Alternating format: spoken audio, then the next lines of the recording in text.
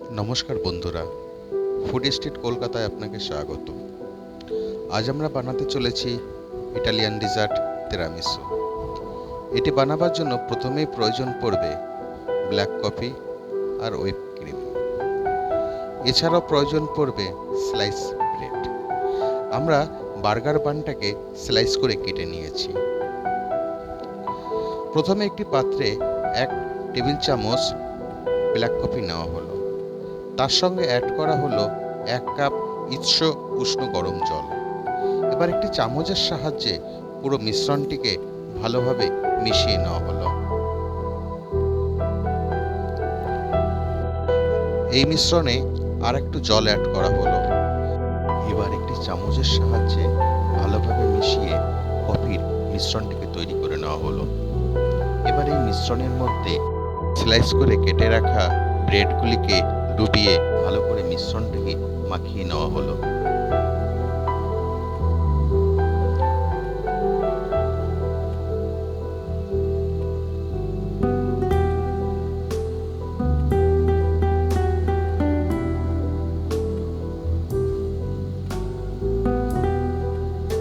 এবার হুইপ ক্রিমটাকে ভালোভাবে ঝাঁকিয়ে আনুমানিক 1 কাপ আমরা একটি পাত্রে ঢেলে নিলাম।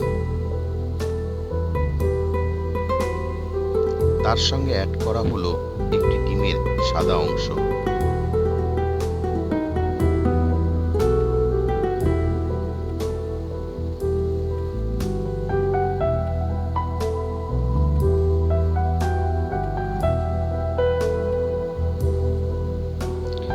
এবং এর সঙ্গে অ্যাড করা হলো 1 চামচ ব্ল্যাক কফি।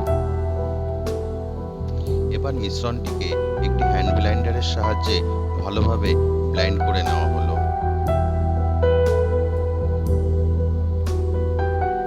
এর সাথে আরও অ্যাড করলাম 1/2 কাপ পাউডার সুগার।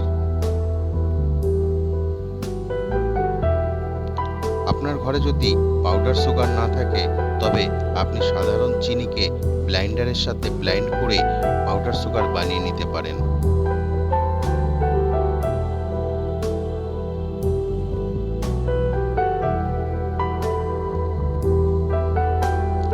এবার সম্পূর্ণ মিশ্রণটিকে হ্যান্ড ব্লেন্ডারের সাহায্যে অত্যন্ত 5 থেকে 6 মিনিট ব্লেন্ড করে নেওয়া হলো। যতক্ষণ না মিশ্রণটি অত্যন্ত গাঢ় থলথলে রূপ নেয় ততক্ষণ এটিকে ব্লেন্ড করতে হবে। ব্লেন্ড করা হয়ে গেলে যখন মিশ্রণটি থলথলে হয়ে যাবে তখন একটি মার্টিনি গ্লাস নিয়ে তার মধ্যে একটি প্রথমে এই মিশ্রণের লেয়ার তৈরি করে নেওয়া হলো। আমি এখানে মার্টিনি গ্লাস ইউজ করেছি, আপনি চাইলে অন্য কোনো পাত্র ইউজ করতে পারেন।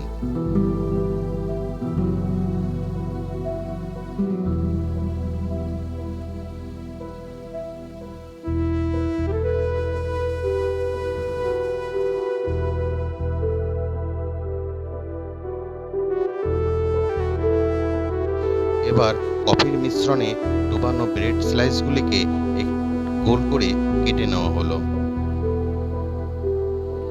এবং কেটে নেওয়া গোল টুকরোগুলিকে ওই মিশ্রণের উপরে একটি লেয়ার হিসাবে দিয়ে দেওয়া হলো।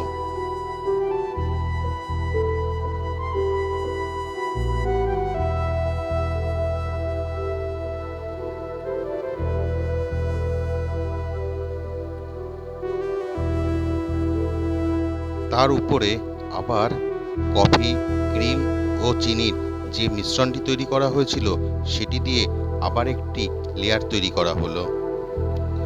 এইভাবে আপনি চাইলে 2, 3টে বা তারও বেশি লেয়ার করতে পারেন আপনার পাত্রের গভীরতা অনুযায়ী।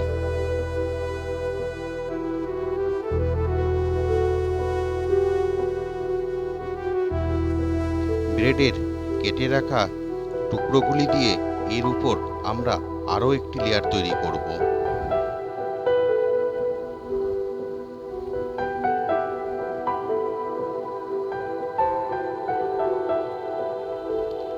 তার উপরে আবার ওই মিশ্রণ দিয়ে আবার একটি লেয়ার তৈরি করব।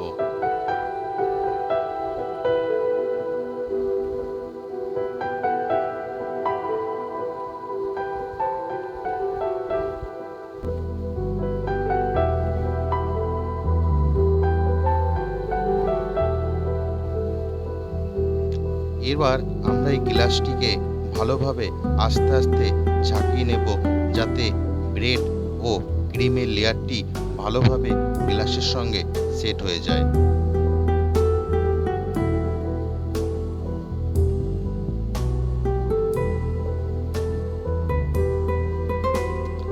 এবার একইভাবে আমরা আরও একটি গ্লাস তৈরি করে নিলাম।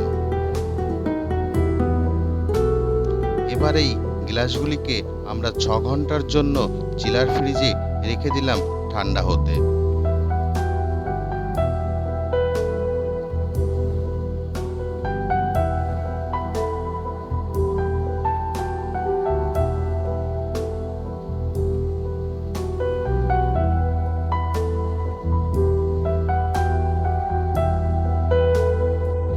ছ ঘন্টা পর আমাদের পাত্রগুলিকে বের করে নিলাম পরিবেশনের জন্য। ইটালিয়ান ডেজার্ট তিরামিসু প্রস্তুত এবার পরিবেশনের জন্য। ধন্যবাদ সম্পূর্ণ ভিডিওটি দেখবার জন্য। আমাদের ভিডিও ভালো লাগলে শেয়ার বা লাইক এবং আমাদের চ্যানেলকে সাবস্ক্রাইব